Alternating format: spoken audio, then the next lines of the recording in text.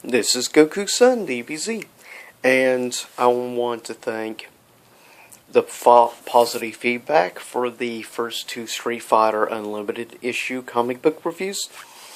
And here it is, issue number 3 of Street Fighter Unlimited. And of course, as I mentioned, it's from a division of Capcom that makes the actual comics. I still think that's personally a ridiculous looking outfit. I mean, seriously. We know I got this, but I don't know why they always have to be so skimpy clad. That's for games like Dead or Alive, not Street Fighter. At least Chun-li for the most part, though it's a little tight, the outfit, at least for the most part, it's not skimpy. And of course, here we have, looking back, previous, where she was caught at the beginning of the first issue, at the end of the first issue, showing what happened. And of course, she's kicking the crap out of him. Of course, that is her signature, after all. Good old Chun-li, or Chung-yi. And there's the psycho, stuck-up, snob, Vega.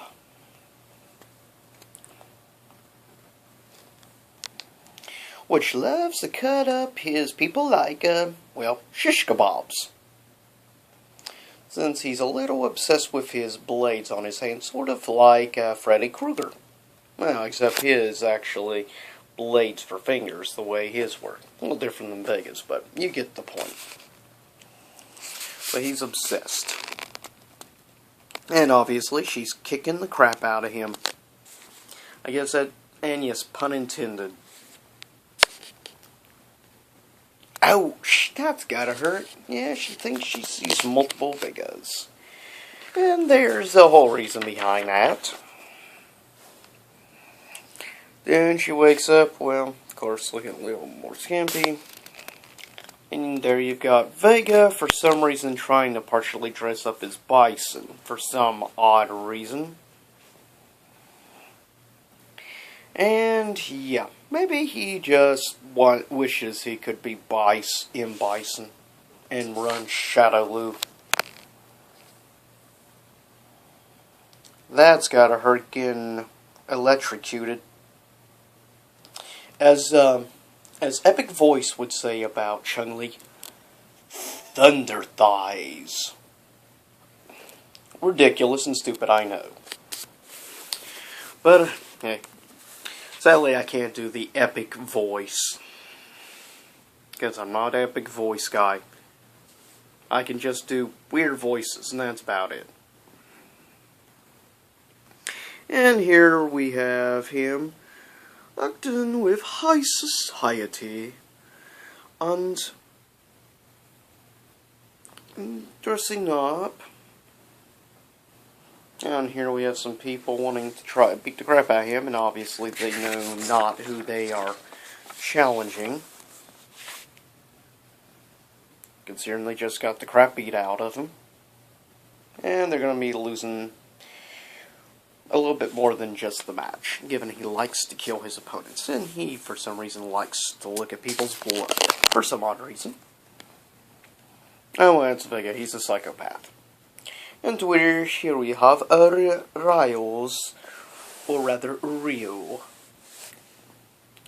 It's a teacher, and of course, older brother to Akuma. Playing a classic Japanese game, of course. And he sees something is bothering Ryu, as well as should be, since he is still struggling after all with the darkness within him thanks to the Dark Hado, which is what creates evil Ryu. And of course his brother Akuma, the Master's brother Akuma, of course was obsessed over the Dark Hado. Which Hado is really another name for ki, spiritual energy. And here's a character which was introduced in the Street Fighter Alpha series. Of course, here we have, obviously, Guile and Cammy.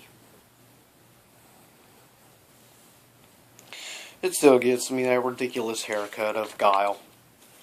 And there you go, he's completely speechless.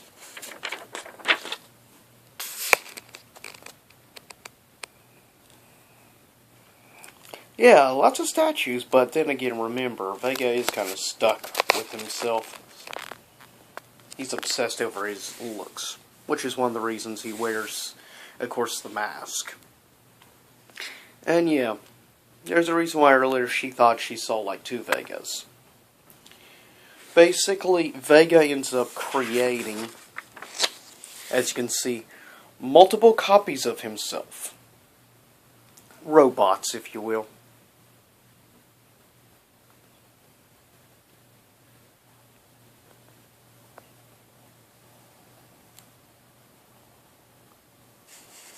Now that's a pretty good overall group shot.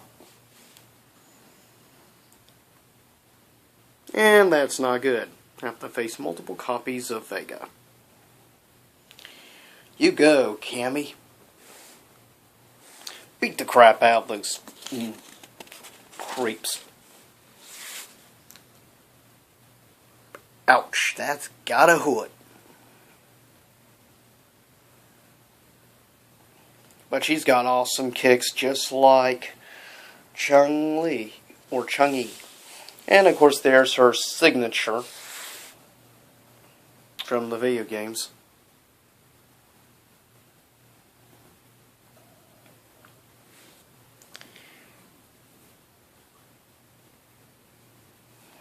Just when you think things look like they're gonna get really, really bad. And they are looking bad. Things start turning around as always. Alex? Meanwhile, back in Japan, we have Ryu with his master discussing things.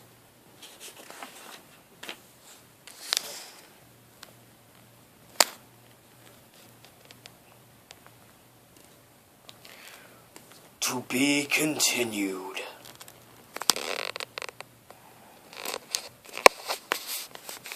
And here's a little mini comic, which so far every issue of Street Fighter has been doing these special little comics.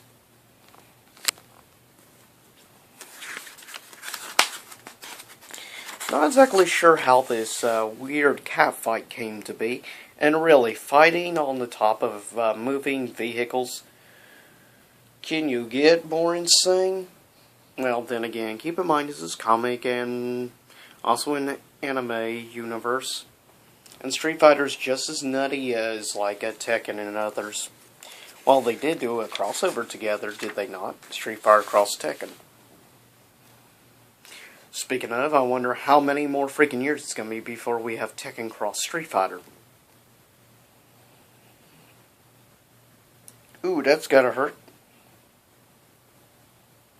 I think she realizes that girl is ridiculous.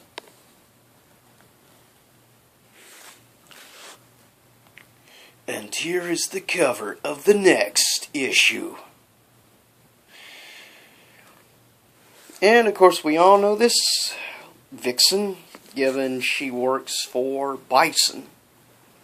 Oh yeah, and she has a thing for other women.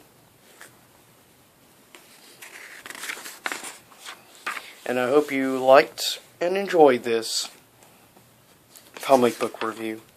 In the future I'm going to try to get some graphic novels of the Super Street Fighter graphic novels eventually. In particular, I'd love to get my hands on the Akuma one. And there's Useless Dan. The Street Fighter equivalent, basically, to Hercule Satan, basically. And that is a comic book review of Street Fighter Unlimited, issue number 3, Trilla. Sorry. Follow me at twitter.com/GokuSunDBZ as well as Google Plus/GokuSunDBZ.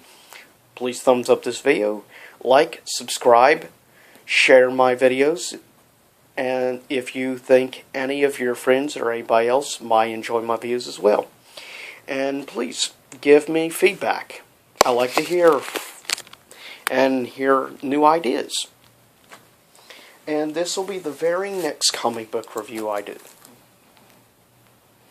Issue 1 of a 6-issue, sadly I need to find the other issues of this, special branch off from the video game Mirror's Edge, which of course has a new game coming out in May called Mirror's Edge The Catalyst.